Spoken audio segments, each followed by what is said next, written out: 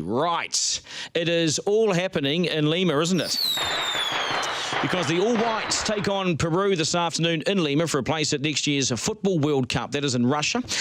Reporter Simon Hampton, he joins us now from Lima. Simon, good to have you on the program. I've got to start with those fireworks. The fireworks outside and above the team hotel, the All Whites hotel. Now, this happened exactly at 2:51 a.m. Peruvian time, which is about all the scientists and medical experts have said that's when you're meant to be in your deepest sleep. So they are keeping us awake, aren't they?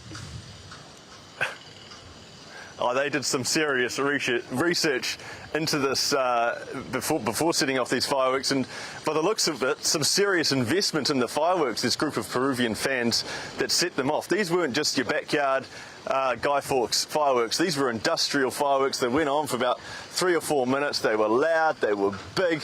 I find it hard to think the All Whites weren't woken up by these. I heard it. I'm about sort of 10-minute drive away from where the All Whites are staying, and I could sort of hear a distant explosion which sort of says how loud they were. So you go tonight. So it's this afternoon. So how many hours away is it for you? And how excited personally are you? I mean, I know you love your football. This is a chance in a lifetime for you personally, isn't it? Mate, it's absolutely fantastic. This city is absolutely buzzing. I was sort of like a kid before Christmas last night, struggling to get to sleep. I went out for coffee, and everyone's dressed in Peruvian shirts. The wait staff at the coffee shop, they're in Peruvian shirts. The workers at the supermarket are in Peruvian shirts. It's sort of like more people are in Peruvian shirts than there are in plain clothes. It's a work day today, but I don't think there'll be much work getting done. So the game kicks off at 9:15 local time tonight, so that's 3:15 p.m. in New Zealand. So what's that? About 7 hours away, I think. And already excitement is building.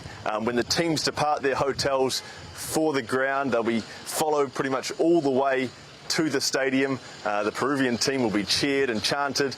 The All Whites will probably be jeered and whistled at. It really is quite a spectacle in Lima. Yeah, I bet it is. Now, are they? Are the All Whites being put off their game? I mean, is this starting to affect them? Do you get any sense that this is affecting them? And also, with that question, what does this mean to Peruvians? Because it's been 30 years since they've been to a World Cup. So arguably, you could say we're more successful. Are we really seen as, public enemy number one, are we? Yeah, we are actually, and there's been a great deal of logistical problems for the All Whites since they've touched down in Peru. They knew it would be tough. This is a huge city, 10 million people live here, but when you compare how smoothly Peru have been able to get around to how difficult the All Whites have found getting around, you do sort of wonder what might be going on there. The All Whites bus got stuck in the stadium trying to get into training yesterday. It really has been challenging for them. They are adamant, though, that nothing is phasing them. Anthony Hudson said at the press conference yesterday that nothing will get in their way. They are completely focused on football. And just on the second part of that question, for Peru, well, it really does mean everything to them. Tonight, if they win, it'll be a public holiday. Tomorrow, they'll party until dawn. But on the flip side of that, I do sort of worry about their health if they do lose this, because this is their best chance to qualify for a World Cup for 35 years, as you say. I do wonder about that. Will the All Whites be... if the All Whites win today, are they safe leaving town? How's it going to be for them? Because this will be heartbreak for the Peruvians, and I'm deadly serious about this question. Are the All Whites going to be okay winning? Yeah, well, that really is a good question. They'll have to be very careful. I was talking to some All Whites fans. There's about 30 or 40 that have flown over from New Zealand, and they were sort of saying, if we win, it'll be fantastic, and they'll want to go out and party.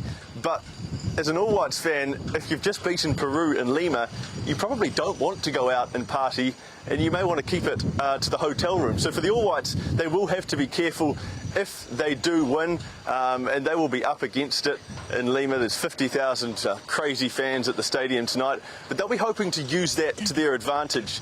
Anthony Hudson said yesterday that the plan was to try and keep the game at 0-0 for as long as possible and just build pressure on Peru. And the longer it stays at 0-0, the more the pressure builds, and hopefully the All Whites can nab an away goal and potentially nab an unlikely win. Yeah, you grab yourself that armed security, okay, and all the very best in the next 24 hours. We hope to see you shortly.